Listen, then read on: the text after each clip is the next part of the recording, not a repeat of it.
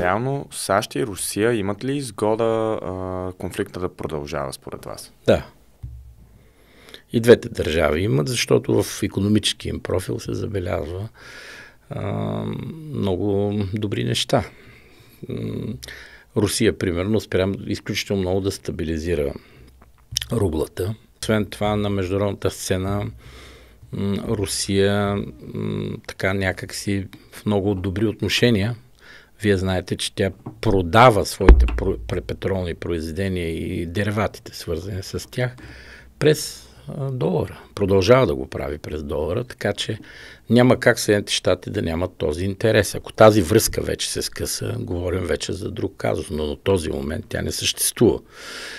Що се отнася до САЩ, тя също подобри и влиянието си на международната сцена. Засили влиянието си, примерно, в Европа. То вече е 100%.